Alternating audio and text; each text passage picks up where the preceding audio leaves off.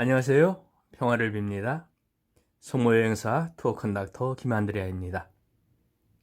오늘은 이스라엘 성지 7번째 방문지로 빛의 신비 3단 예수님께서 하느님 나라를 선포하심을 묵상합시다의 사건이 일어났던 갈릴리아 지방으로 가보겠습니다. 먼저 마태복음 4장 23절에 예수께서 온 갈릴리아를 두루 다니시며 회당에서 가르치고 하늘나라의 복음을 선포하시며 백성 가운데서 병자와 허약한 사람들을 모두 고쳐주셨다라는 말씀과 또 마르코복음 1장 13절에서 15절에 예수께서는 40일 동안 그곳에 계시면서 사탄에게 유혹을 받으셨다. 그동안 예수께서는 들짐승들과 함께 지내셨는데 천사들이 그분의 시중을 들었다.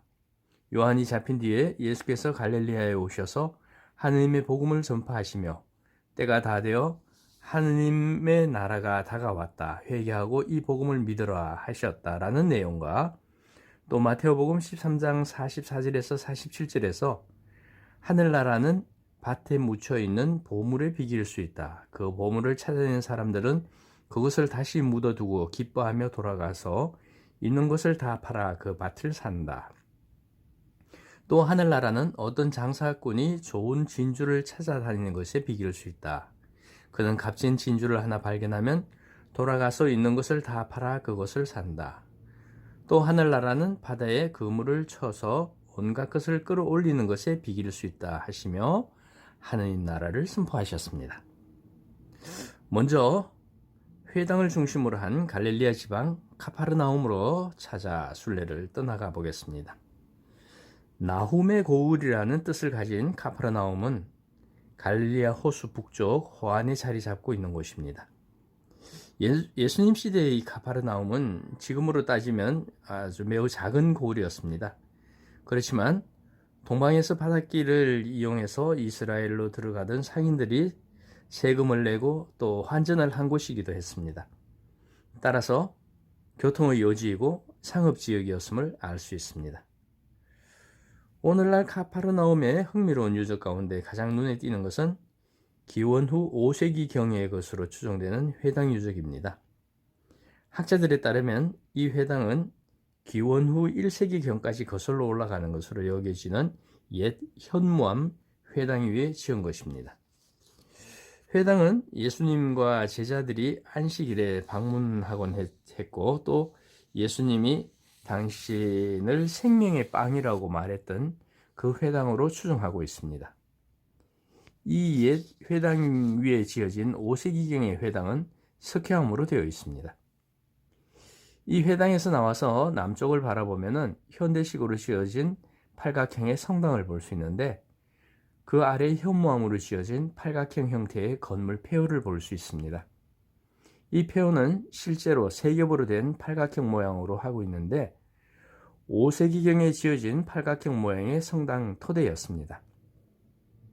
5세기의 이 팔각형 성당은 그보다 1세기 전에 지어진 옛 성당을 대신하기 위해서 건축한 것이었습니다. 이 옛 터는 현재 성당 안에서 보면은 바닥을 유리로 만들어 놓았기 때문에 성당 안에서 더 자세하게 볼 수가 있습니다. 고고학 발굴을 통해서 우리는 4세기와 5세기에 각각 지어진 성당의 토대 아래에서 초기 그리스도교 시대의 것으로 보이는 낙서를 발견했는데 이 낙서를 통해서 이곳이 바로 베드로의 집터였음을 알 수 있었습니다. 그렇다면 이곳이 바로 예수님께서 베드로의 병든 장모님을 치유한 곳일 것입니다. 마태복음 8장 14절에서 15절에 나오는 내용이죠. 그렇기 때문에 베드로는 예수님을 만나기 전에 가족들과 함께 이곳 카파르나움에서 대부분 시간을 보낸 것으로 추정해 볼 수 있습니다. 예수님께서는 어촌이고 또 세관이 있었던 이곳 카파르나움에 머물면서 이곳을 중심으로 공생활을 시작했습니다. 예수님이 고향 나자렛 마을에 가서 당신이 하느님과 어떤 관계에 있는지를 말했지만은 불행히도 그들은 예수님의 말을 받아들이지 않고 오히려 주님을 거부했기 때문에 이곳 카파르나움에서 공생활을 시작하면서 얼마나 많은 복음을 또 하나님 나라를 선포하였음에도 불구하고 그들도 나자렛 사람들과 같은 반응을 보이면서 회개를 거부했기 때문에 코라진과 베사이다에 이어서 카파르나움마저도 저주하게 이르는 것이었습니다. 마태복음 11장 20절에서 24절, 루카복음 10장 13절에서 15절을 참고하시면 되겠습니다. 이곳에는 세관이 있었다고 하였는데 이 세관이 우리가 잘 알고 있는 세리 마테오가 일하는 곳이었습니다. 그런데 예수님께서 이 마테오에게 다가와서 와서 나를 따르라 하시자 곧바로 일어나서 그를 따른 사건이 있었던 것도 바로 이곳입니다. 또 공관복음, 마테오복음 9장 2절에서 8절, 또 마르코복음 2장 3절에서 12절, 루카복음 5장 18절에서 26절에서 중풍병자의 치유 사건이 일어난 곳도 바로 이곳입니다. 마르코와 루카에 따르면 지붕을 뚫고 환자를 내려보내는 모습을 보면서 그들의 믿음을 칭찬하시면서 병자의 죄를 용서해 주십니다. 용서해 주시는 예수님의 말을 듣고 있던 율법학자와 또 바리사이들은 화를 냅니다. 왜냐하면 죄를 용서하는 고난은 오직 하느님께만 속한 것인데 지금 예수님은 자신에게 그 고난이 있다고 말하고 있기 때문입니다. 하지만 예수님께서는 그 중풍병자를 치유하신 뒤에 강하면서도 설득력 있게 하느님께만 유보되어 있는 그 고난을 당신이 정말로 지니고 있음을 보여줍니다. 이어서 마태복음 22장 9절에서 14절, 또 마르코복음 3장 1절에서 6절, 루카복음 6장 6절에서 11절에서 안식에 일어난 치유에 관해서 말씀하십니다. 이것은 예수님께서 세 번째 행한 기적으로 카파르나움 회당에서 한쪽 손에 오그라든 이스라엘 사람을 고치는 것입니다. 안식일에 병자를 치유하는 것은 하나님 율법에 어긋난다는 말에 카파르나움에서 당신이 바로 안식일의 주인이라고 밝히면서 안식일을 어떻게 하면 더 거룩하게 보낼 수 있는지에 대해서 설명합니다. 안식일에 대한 예수님의 이러한 태도 때문에 유다 지도자들은 예수님을 없애려고 모의하기 시작합니다. 여기에서 예수님께서 행하시는 기적을 보면서 예수님께서 인간을 억압하는 모든 것을 다스리는 권한을 가지고 있음을 알게 됩니다.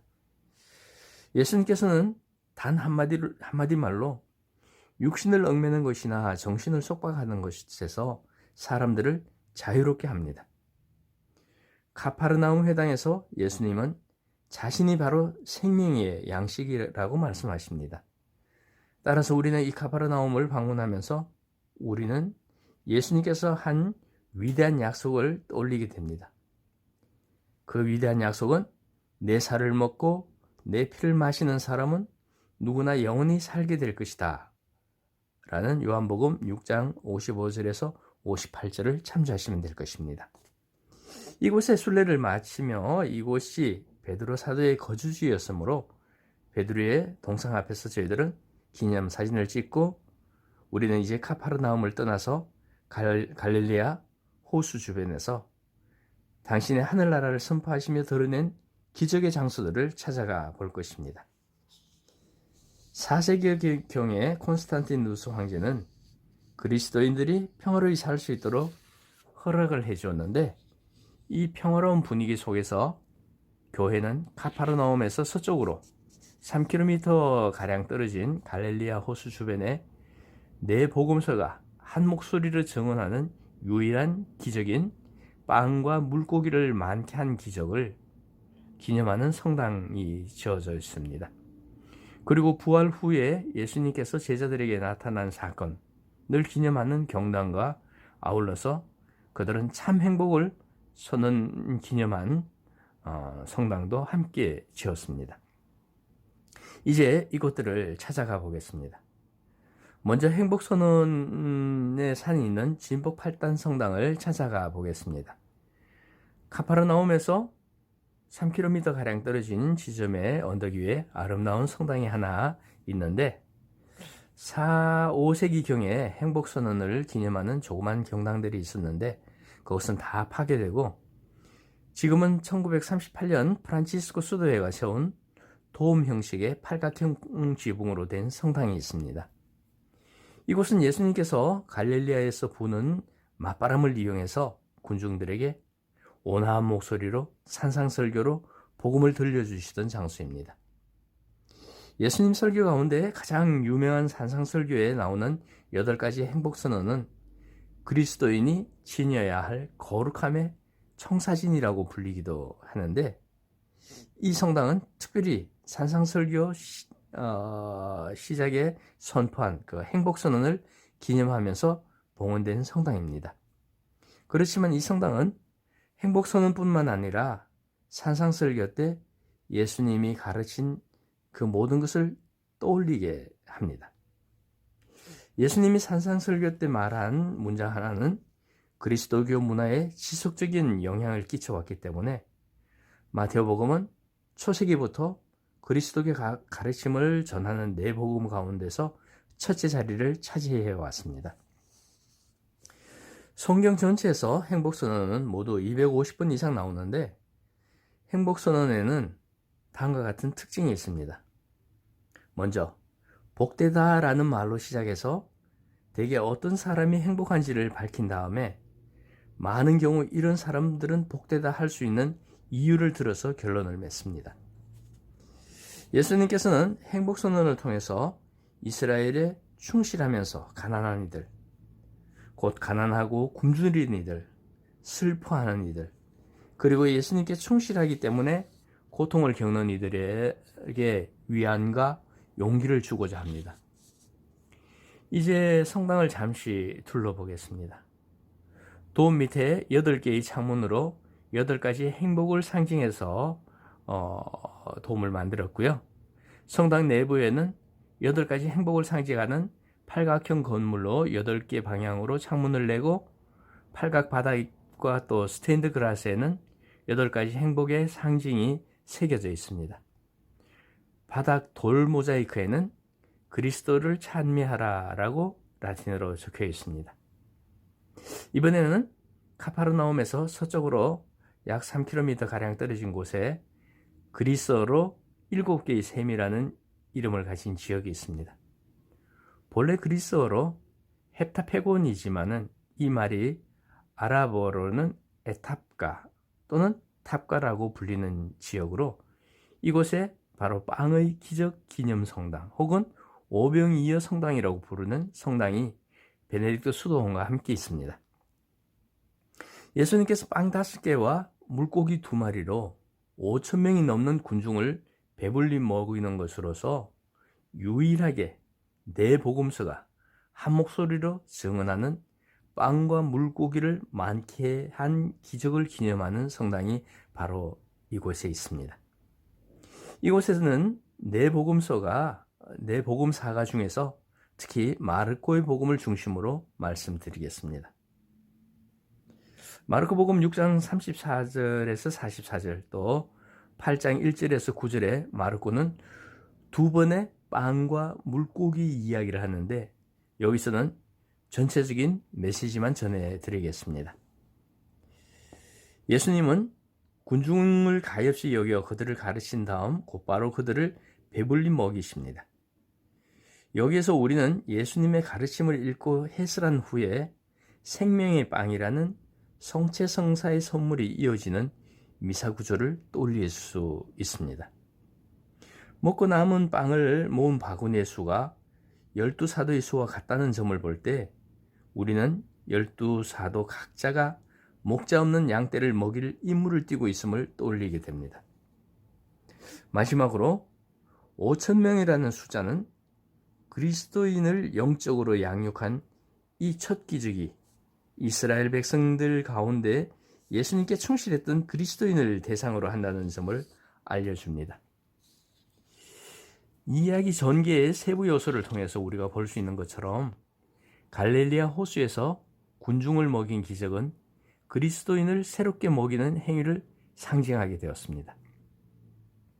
7이라는 수, 곧 5개의 빵과 2마리의 물고기는 약속된 땅을 얻기 위해서 제거해야 했던 민족들을 상징합니다. 다시 말해서 7이라는 수는 이방인을 지칭하는 것입니다.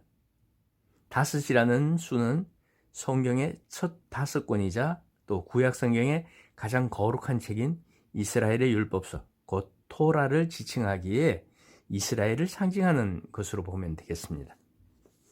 여기서 또 기억해야 할 것은 빵을 손에 들고 감사드린 다음 떼어 제자들에게 준다는 사실에 주목해야 합니다.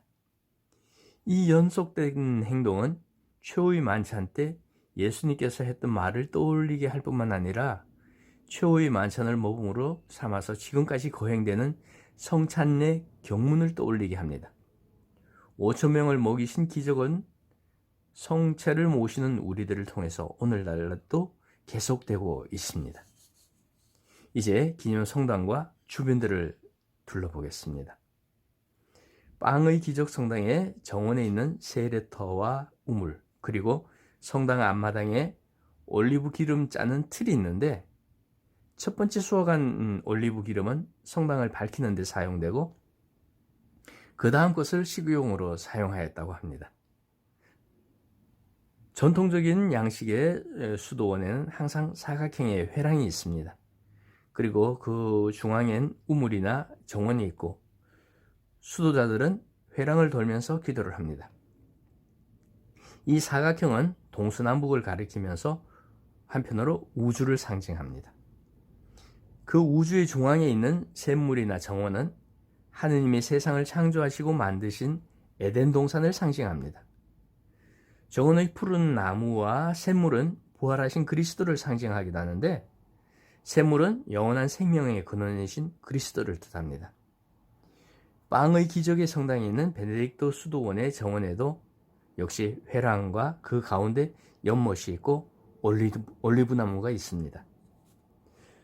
성전 중앙 제대 밑에 있는 바위가 바로 예수님께서 걸터 앉아서 군중에게 빵과 물고기의 기적으로 삶의 힘을 북돋아주고 당신의 현존을 밝히 드러내 보여주셨던 곳이라고 합니다. 스페인의 유명한 순례자 에테리아가 380여 년경에 이곳을 방문하고 남긴 기행문이 오늘까지 전해져 오고 있는데요. 그에 의하면은 예수님께서 기적을 행하실 때 빵을 놓으셨던 바위를 제단으로 해서 350년에 성당이 건축되었고, 또 그 성당 기초의 일부는 현재 제단 우측 유리판 밑과 또 성당 북쪽 부분이라고 합니다. 450년경 비잔틴식 성당이 건축되었을 때 기적에 관련된 바위를 새 제단 밑으로 옮겼지만은 537년에는 이슬람교도의 침입으로 또 614년에는 페르시아군에 의해서 완전히 파괴되었습니다. 그 후에 1300년간 폐허로 남아있다가 1932년에 독일 고고학자들에 의해서 비잔틴 시대의 성당에 있던 모자이크 등 여러 가지 유물들을 발굴하게 되었습니다. 현재 성당에 보존되어 있는 모자이크는 옛 성당의 모자이크 일부인데요. 팔레스티나 지역에서 발굴된 것 중에서 가장 섬세하고 화려하게 만들어졌다고 합니다. 현재의 성당은 1982년 독일 쾰른 대주교에 의해서 축성되었고, 또 성당과 주변들은 독일 성지회의 소유입니다. 베네딕트 수도회에서 관리하고 있고요. 지금은 바위는 예수님께서 기적을 행하실 때 앉으셨다는 곳의 상징으로 불을 항상 켜둡니다. 제대 아래에 보존되어 있는 빵과 물고기 기적 모자이크는 십자군 전쟁 때 파괴되고 지금은 일부만 남아 있습니다. 여기에서 의미 있는 얘기 하나 들려드리겠습니다. 우리는 지금 빵 5개와 물고기 2마리로 5,000명을 먹이신 오병이어의 기적을 전합니다.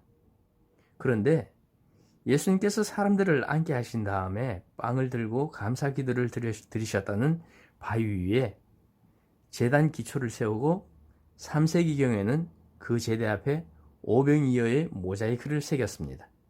그런데 이 탑과의 오병이어의 기적성당 모자이크에 그려진 빵의 수를 세알해 보면은 정확하게 4개입니다. 예수님께서는 분명히 빵 5개를 가지고 기적을 일으키셨는데 왜 모자이크에는 4개만 조각에 넣었을까요? 모자이크 돌이 부족해서였을까요? 아니면 복음사가가 잘못 기록한 것일까요? 어쨌든 탑가의 오병이어는 복음서가 기록하는 것과는 다르게 4개의 빵과 2마리 물고기니까 4병2여인 셈입니다. 그런데 이 탑가의 모자이크가 말하려는 것에는 사실 비밀이 하나 숨겨져 있습니다. 다시 말해서 그려지지 않은 한 개의 빵은 다름 아닌 제단에서 제사를 드리시는 대사제이신, 참 대사제이신 예수님 자신이라는 것입니다. 거려진 빵 4개와 스스로 빵이 되신 예수님을 합치면 5개의 빵이 됩니다. 결국 5,000명을 먹이신 기적은 성체가 되어서 당신 자신을 나누어 주신 예수님이 계셨기에 가능했던 일이라는 것이지요. 어쩌면 그 사라진 빵 한 개는 지금 성체를 모시고 사는 우리 자신일지도 모르겠습니다. 이어서 오병이어 기념 성당에서 약 500m가량 북쪽으로 걸어가면은 베드로 사도 수익권 기념 경당 혹은 부활하신 그리스도 발현 기념 경당이 있습니다. 이곳은 부활하신 예수님께서 내 양들을 돌보아라라는 3번의 당부와 함께 내가 이 반석 위에 내 교회를 세울 터인즉 저승의 세력도 그것을 이기지 못할 것이다 라는 마태오복음 16장 18절에서 19절의 말씀. 그것 때문에 베드로에게 수익권을 부여한 것이기 때문에 베드로 사도 수익권 경당이라고 합니다. 예수님께서 돌아가시고 부활하신 뒤에 제자들은 각자 집으로 흩어졌습니다. 베드로와 다른 제자들은 카파르나움 출신이어서 그곳으로 돌아갔지만은 그들은 무엇을 해야 할지 몰라서 예전에 하던 고기잡이를 다시 시작했습니다. 그러나 그들은 밤새도록 한 마리도 잡지 못했을 때 예수님께서 나타나셔서 당신이 알려주는 곳에 그물을 던지기만 하면 물고기를 잡게 되리라고 말씀하십니다. 그러고 나서 호숫가에 서 있는 사람이 주님임을 알고 제자들은 급히 예수님께 다가갔는데 예수님께서는 아침 식사를 준비하고 있었습니다. 여기에서 요한은 구체적으로 표현하지는 않았지만은 예수님께서는 아침 식사로 준비한 고기를 드셨을 것입니다. 이처럼 실제로 음식을 드심으로써 예수님께서는 당신이 죽은 이들 가운데서 부활한 예수, 곧 영과 육으로 모두 완전한 예수님이심을 보여주십니다. 여기서 더 중요한 것은 예수님께서 베드로에게 던진 말씀입니다. 베드로는 예수님이 재판을 받고 있을 때 3번이나 그를 모른다고 부인한 바가 있습니다. 예수님께서는 베드로가 자신을 사랑하는지 3번에 걸쳐서 묻습니다. 베드로는 3번에 걸쳐 자신이 정말 예수님을 사랑한다고 답합니다. 어떤 의미에서 예루살렘에서 베드로가 보여주지 못했던 사랑을 되갚는 듯합니다. 하지만 예수님과 베드로가 나누는 대화에서 더 중요한 대사는 자신의 사랑을 항변하는 이 베드로의 대답이라기보다 그에게 이어진 3번에 걸친 예수님의 명령이라고 할 수 있습니다. 예수님께서는 내 어린 양들을 먹여라, 내 양들을 돌보아라, 그리고 내 양들을 먹여라 라고 말합니다. 이 3중 명령은 무엇을 뜻하는 것일까요? 착한 목자인 예수님은 지상을 떠나기 전에 베드로에게 당신의 양떼, 곧 하나님의 백성이라는 양떼를 보살필 책임을 부여하는 것이었습니다. 그 책임을 베드로한테만 부여하고 다른 사람들한테는 부여하지 않았다는 점 때문에 이곳에 지어진 경당을 베드로 수익권 경당이라고 부릅니다. 예수님께서는 이곳에서 베드로한테만 양떼를 보살필 책임을 부여했기 때문에 베드로는 예수님의 양떼를 돌보는데 누구보다도 으뜸 책임을 지게 됩니다. 이것을 한마디로 수익권이라 부릅니다. 이로 인해서 베드로 사도는 수익권을 가진 첫 교황님이 되신 것입니다. 베드로는 양떼를 돌보고 먹여야 했습니다. 많은 학자들은 이 두 단어가 목자라는 은유와 연결된 개념일 뿐만 아니라 그리스도의 삶의 본질적인 두 요소와 관련된다고 생각합니다. 이 두 요소는 서로 명확히 구분되는 것으로 하느님 뜻을 가르치는 것과 성찬 내 음식을 나누는 것입니다. 오늘날 미사를 생각하면 되겠죠. 베드로는 그리스도의 몸과 피로 양떼를 먹이는 데 관심을 기울이면서 또 예수님께서 알려준 하느님의 생각과 뜻에서 얻게 된 진리를 양떼에게 가르침으로써 양떼를 돌보도록 요청받았던 것입니다. 그래서 앞에서 이미 말씀드렸듯이 이곳이 이 사실을 기념하는 수익근 경당이 있는 곳입니다.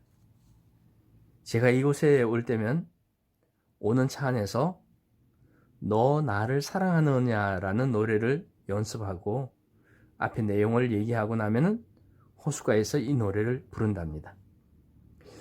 여기서도 한번 불러보겠습니다. 갈릴레아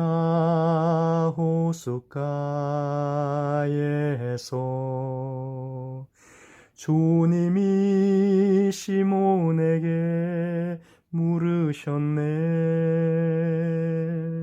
사랑하는 시몬아, 나를 사랑하느냐? 오 주님, 당신만이 아십니다. 오늘 이 자리에서 주님이 나에게 물으시네. 사랑하는 안드레아야, 나를 사랑하느냐? 오 주님, 당신만이 아십니다. 이 노래를 부르면 늘 생각나는 한 형제님이 계십니다. 함께 순례 오셨던 그 형제님은 이곳에서 이 노래, 특히 2절에서 자기 본명을 넣어서 부를 때 그는 한없는 눈물을 흘리면서 계속 되풀이해서 부르던 그 모습을 떠올립니다. 분명히 주님과 깊은 대화를 나누면서 감격하며 불렀을 것입니다. 이제 경당 안과 주변을 둘러보겠습니다. 베드로 사도 수익근 기념 경당은 갈릴리아 호수 현무암 바위 위에 지어졌습니다. 경당 내부 정면에는 그리스도의 식탁, 멘사 크리스티라고 불리우는 큰 바위가 잘 보존되어 있습니다. 현재 경당 건물의 남쪽 아래에는 갈릴리아 호수가로 이어지는 돌계단이 있는데 그 중 하나가 경당 내의 그리스도의 식탁 바위와 연결이 되어 있습니다. 이 돌계단에서 예수님께서 베드로를 부르셨다고 추정합니다. 계단 주변에는 초대 교회의 12사도를 상징하는 돌기둥 12개가 세워져 있다고 하지만은 지금은 흔적만 남아 있습니다. 그리고 경당 앞에는 예수님께서 베드로에게 내 양들을 먹여라고 당부하시는 청동 조각상이 있습니다. 이곳에서 사도 베드로 자리에 순례자들이 대신 차지하고 예수님께 안수받는 모습으로 사진을 찍고 갈릴리아 호수에 발을 담그고 기념하면서 이곳의 순례를 마친답니다. 이곳의 순례를 마치고 식사를 할 때면 저희들은 반드시 베드로 물고기를 먹으러 갑니다. 베드로가 잡았던 물고기라고 해서 베드로 물고기라고 합니다. 여러분들도 베드로 물고기를 함께 드시죠. 예수님께서 던지라고 하신 그곳에서 잡은 물고기, 제자들과 함께 드시던 물고기라고 생각하고 먹습니다. 저희들은. 이것으로 이곳 갈릴리아 지방의 순례를 마치고 다음 편에서는 빛의 신비 4단, 예수님께서 거룩하게 변모하심을 묵상합시다의 사건이 일어났던 변모산을 찾아서 순례를 떠나가 보겠습니다. 감사합니다. 평화를 빕니다. 성모여행사 투어 컨덕터 김안드레아였습니다.